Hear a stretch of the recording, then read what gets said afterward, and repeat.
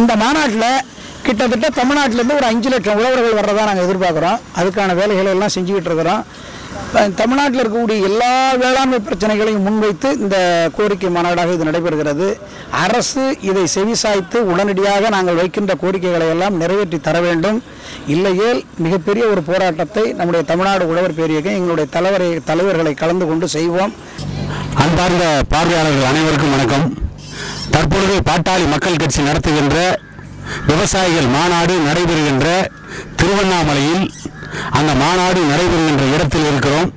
இந்த மாநாடு எப்படி நடக்கிறது, இந்த மாநாட்டை எப்படி பாட்டாளி மக்கள் கட்சியை சார்ந்தவர்கள் அறுவடை செய்கிறார்கள் என்பதை பற்றி இங்கே இருக்கின்ற பாட்டாளி மக்கள் கட்சியின் உழவர் பேரியக்க தலைவர் கும்பகோணத்தை சார்ந்த அண்ணன் ஆலைமணி மற்றும் உழவர் பேரியக்கத்தினுடைய மாநில செயலாளர் முன்னாள் சட்டமன்ற உறுப்பினர் பாட்டாளி மக்கள் கட்சியின் கோட்டை என்று வர்ணிக்கப்படுகின்ற தருமபுரியை சார்ந்த அண்ணன் வேலுசாமி, மாவட்ட செயலாளர்கள் வேந்தல் பக்தா அவர்கள், மாவட்ட செயலாளர் இள பாண்டியன் அவர்கள் இங்கே இருக்கிறார்கள். நாமக்கல்லை சார்ந்த மாநில இளைஞரணியுடைய நிர்வாகி வடிவேலன் மற்றும் பலர் இங்கே இருக்கிறார்கள். நாம் இப்போது முதலில் நம்முடைய கேள்வியை அண்ணன் ஆலைமணி அவர்களிடம் துவக்குகிறோம். இந்த மாநாடு நடைபெறுகின்ற இடம் எவ்வளவு பரப்பளவு இருக்கும்? இந்த மாநாட்டில் கிட்டத்தட்ட எத்தனை லட்சம் பேர் கூடுவார்கள்? அறம் தொலைக்காட்சி மூலமாக இந்த உலகம் முழுவதும் பார்க்கக்கூடிய நேயர்களுக்கு, பார்வையாளர்களுக்கு தமிழ்நாடு உழவர் பேரியக்கத்தின் சார்பாக வணக்கத்தையும் நன்றியும் தெரிவித்துக் கொள்கிறேன். இந்த மாநாடு கிட்டத்தட்ட தமிழ்நாட்டில் உள்ள வேளாண்மை பிரச்சனைகளை எல்லாம் முன்வைத்து கோரிக்கை மாநாடாக இன்றைக்கு திருவண்ணாமலையிலே வருகிற 21ஆம் தேதி மாலை 4 மணி அளவில் நடைபெற இருக்கிறது. அந்த மாநாட்டில் விவசாயிகளினுடைய பாதுகாவலர், தமிழ்நாடு உழவர் பேரியக்கத்தினுடைய நிறுவனர் மருத்துவர் ஐயா அவர்களும், விவசாயிகளினுடைய போராளி பாட்டாளி மக்கள் கட்சியினுடைய தலைவர் முன்னாள் நடுவண் அமைச்சர் மரியாதைக்குரிய அண்ணன் அன்புமணி ராமதாஸ் அவர்களும், கௌரவ தலைவர் தியாகச்செம்மல் தலைவர் ஜி.கே. மணி அவர்களும், வன்னியர் சங்கத்தினுடைய தலைவர் குண்டர் சட்டம் மீண்ட கொள்கை மறவன் பூத்தா அருள்மொழி அவர்களும் மற்றும் முன்னாள் அமைச்சர்கள், நாடாளுமன்ற உறுப்பினர்கள், சட்டமன்ற உறுப்பினர்கள், முன்னாள் சட்டமன்ற உறுப்பினர்கள், கட்சியினுடைய முன்னணி தலைவர்கள் அனைவரும் பங்கேற்று உரையாற்றுகிற ஒரு மாநாடு இந்த மாநாடு. இந்த மாநாடு கிட்டத்தட்ட ஒரு 10 ஏக்கர் நிலப்பரப்பில் இந்த மாநாட்டு திடல் அமைந்துள்ளது. இது மாநாட்டு மேடை அமைக்கின்ற பணி கடந்த 3 நாட்களுக்கு மேலாக நடைபெற்று கொண்டிருக்கிறது. இரவு பகலும் நடைபெற்று கொண்டிருக்கிறது.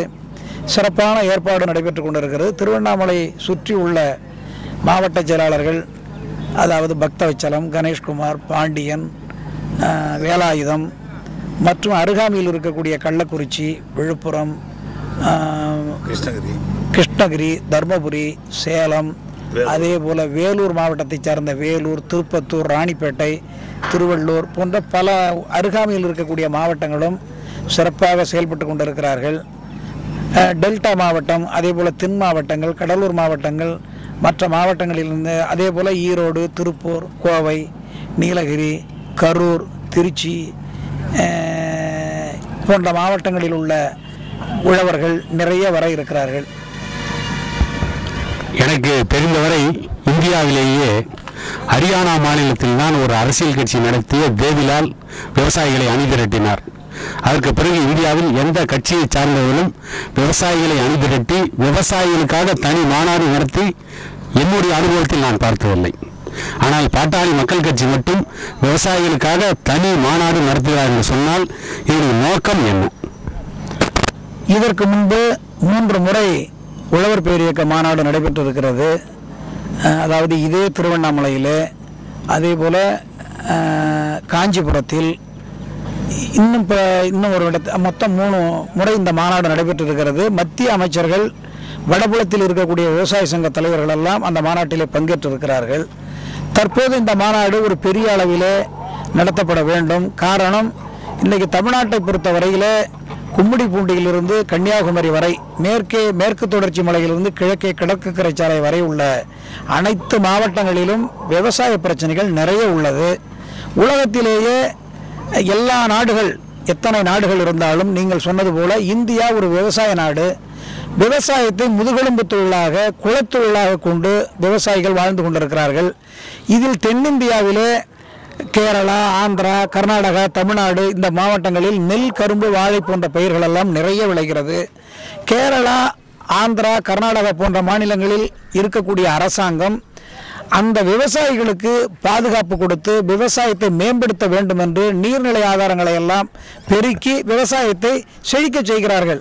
ஆனால் தமிழ்நாட்டில் உள்ள திராவிட கட்சிகள் எந்த கட்சி ஆட்சிக்கு வந்தாலும் சொல்லுகிறார்கள், ஆட்சிக்கு வருவதற்கு முன்னால் பிறகு அவர்கள் அந்த கோரிக்கைகளை ஆட்சிக்கு வந்த பிறகு கிடப்பிலை போட்டு விடுகிறார்கள்.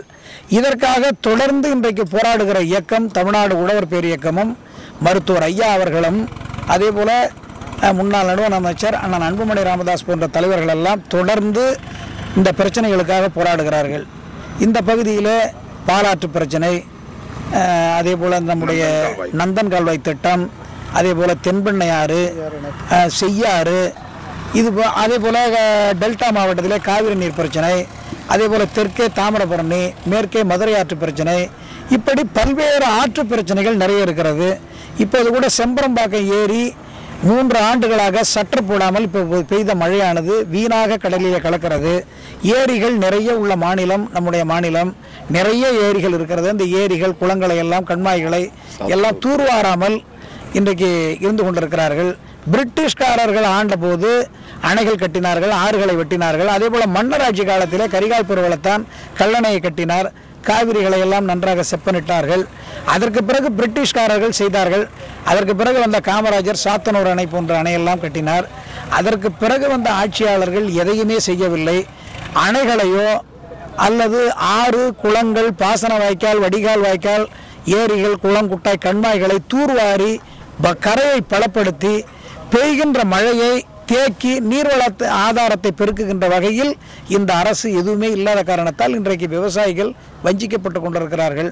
இன்றைக்கு அகதிகளாக மற்ற மாவட்டங்கள், திருப்பூர் போன்ற மாவட்டங்களுக்கு வேளாண் நிறைந்த பகுதியிலிருந்து பஞ்சம் பிழைக்க செல்கிறார்கள். இப்படிப்பட்ட ஒரு அவல நிலை இந்த தமிழ்நாட்டில் தான் இருக்கிறது. தமிழ்நாட்டில் விவசாயத்தில் வளமான மாவட்டங்கள் உங்களுடைய கும்பகோணம் இருக்குது, நாங்கள் சார்ந்திருக்கின்ற சேலம் மாவட்டம் இருக்குது. திருவண்ணாமலை விவசாயத்தில் அந்த அளவிற்கு வளமான மாவட்டம் கிடையாது. திருவண்ணாமலையை மாநாடு நடத்துவதற்கு பாட்டாளி மக்கள் கட்சி தேர்வு செய்தது காரணம், மேல்மா சிப்காட், செய்யாறு மேல்மா சிப்காட்டுக்கு தமிழக அரசு நிலத்தை ஆக்கிரமிப்பதை கண்டிப்பதற்காக, அந்த விவசாயிகளுக்கு ஆதரவாக இருக்க வேண்டும் என்பதற்காக திருவண்ணாமலை மாவட்டம் தேர்வு செய்யப்பட்டதா? அதாவது ஐயா திருவண்ணாமலையில் நடத்துங்கன்னு சொன்னாங்க. நாங்கள் தருமபுரி, சேலம், கிருஷ்ணகிரி, தஞ்சையெல்லாம் நடத்துகிறோன்னு சொன்னோம். அவர் சொன்னதுலேயும் பல காரணம் இருக்குது. நீங்கள் சொன்ன மேல்மா பிரச்சனையும் இருக்குது. அதே போல் தமிழ்நாட்டில் இன்னும் பல பிரச்சனைகள் இதே மாதிரி இருக்குது. ONGC, ஈத்தேன், மீத்தேன் போன்ற திட்டங்களில் தாரை வார்த்து கொடுத்து விட்டார்கள். பன்னாட்டு நிறுவனங்களுக்கு விளைநிலங்களை, NLC போன்ற நிறுவனங்களுக்கு, சிப்காட்டு பன்னாட்டு நிறுவனங்களுக்கு பணத்தை பெற்றுக்கொண்டு இந்த விளைநிலங்களை தாரை வார்த்து கொடுத்திருக்கிறார்கள். இது ஒரு புறம். ஆனால் வடக்கிருந்து வரக்கூடிய, கும்மிடி பூண்டியிலிருந்து வரக்கூடிய விவசாயிகளும், தெற்கிருந்து வரக்கூடிய விவசாயிகளும், டெல்டாவை சேர்ந்த விவசாயிகளும், கிழக்கு கடற்கரை மாவட்டங்களை சார்ந்த விவசாயிகளும், மேற்கு தொடர்ச்சி மாவட்டத்தை சேர்ந்த விவசாயிகளும் வருவதற்கு வசதியாக ஒரு மையப்பகுதியாக திருவண்ணாமலை ஐயா தேர்வு செய்திருப்பார்கள் என்று எண்ணுகிறேன். அதே போல் தஞ்சாவூர், நம்முடைய திருவண்ணாமலை, சேலம் இது போன்ற விவசாய மாவட்டங்களைப் போல திருவண்ணாமலை மாவட்டத்திலும் விவசாயம் இருக்கிறது. ஆகவே இந்த மையப்பகுதியாக இருக்கிற காரணத்தால் வருகின்ற விவசாயிகளுக்கு வசதியாக இருக்கும் என்ற அடிப்படையில் திருவண்ணாமலையை ஐயா அவர்கள் தேர்வு செய்திருக்கிறார்கள். கர்நாடகாவில் ஆட்சிக்கு வந்தவர்கள் எல்லாருமே ராமேஷ் ரெட்டி, குண்டுராவ் இவர்கள் இருவரை தவிர மற்ற அத்தனை முதல்வர்கள் விவசாய குடும்பத்திலிருந்து வந்தவர்கள். விவசாய குடும்பத்திலிருந்து வந்தவர்தான் காவிரி நீரை கிட்டத்தட்ட 180 கிலோமீட்டர் மலையை நோக்கி பம்பை வைத்து பம்ப் செய்து விவசாயத்தை வாழ வைத்திருக்கிறார்கள்.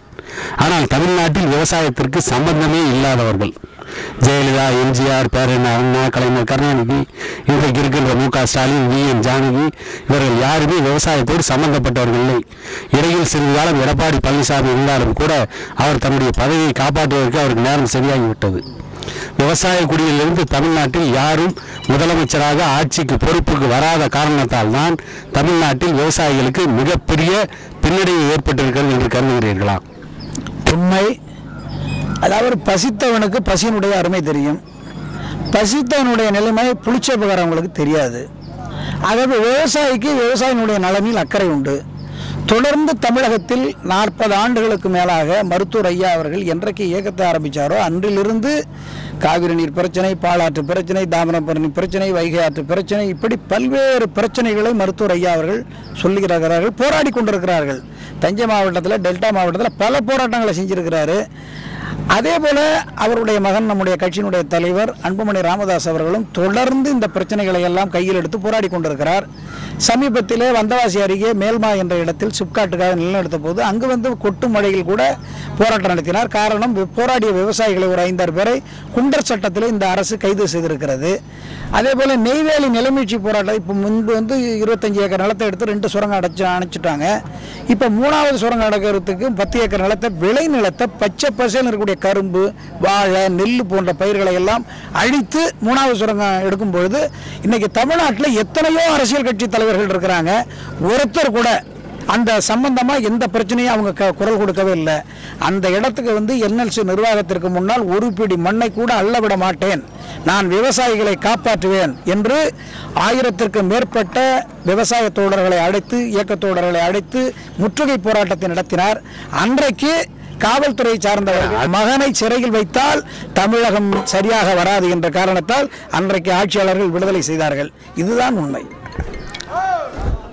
இந்தியா ஒரே ஒரு கேள்வி, இந்த விவசாயிகள் மாநாட்டில் பாட்டாளி மக்கள் கட்சியின் சார்பில் உழவர் பேரியக்கம் நடத்துகின்ற விவசாயிகள் மாநாட்டில் பல அரசியல் கட்சிகள்லாம் இருக்காங்க. அவங்கெல்லாம் வந்து ஒரு மாநாடு நடத்தினா நாங்கள் ஆணையிட்டு விட்டோம், கட்டளையிட்டு விட்டோம், எங்கள் கட்சி நிர்வாகிகள் பார்த்துக்கொள்வார்னு எல்லாம் வந்து சென்னையிலேயே சொகுசு விடுதலை இருந்துருவாங்க. ஆனால் நீங்கள்லாம் வந்து மாநில நிர்வாகிகளே களத்தில் வந்து இறங்கி தீவிரமாக பணியாற்றுறீங்க. இது ஒரு பக்கம்.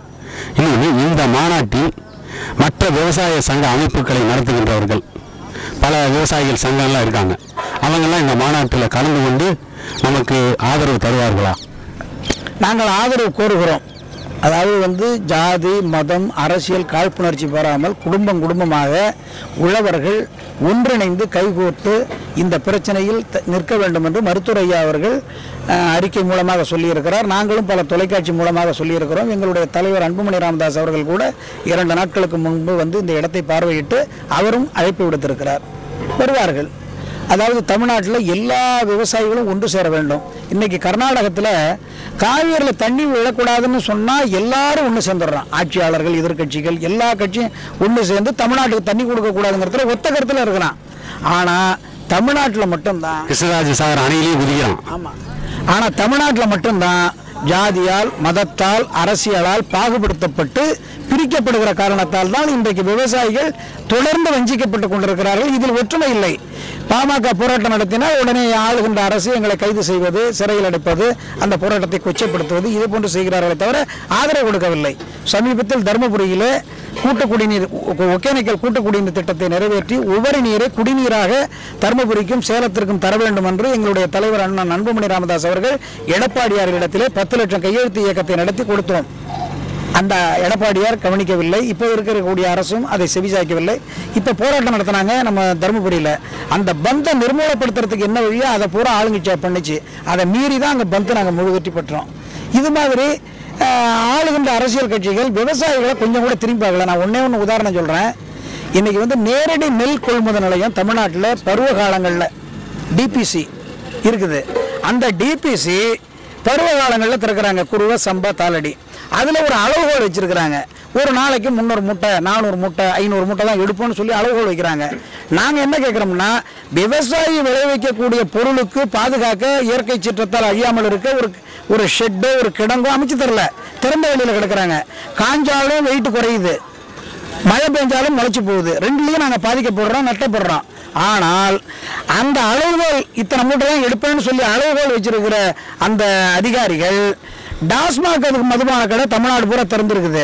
அதில் நான் ஒரு நாளைக்கு 300 பாட்டில் வைப்பேன், 400 பாட்டில் வைப்பேன். ஏன் அதில் அளவுகோல் வைக்கிற? மக்களுக்கு எடுக்கிறதுல அளவுகோல் இல்லை. விவசாயி விளைவிக்க பொருளை எடுக்கிறதுக்கு மட்டும். விவசாயிகள் விளைபொருள் விவசாயிகளுக்கு தானே ஆதாயம். டாஸ்மாகில் சாராயத்தான செந்தில் பாலாஜி ஆதாயம்.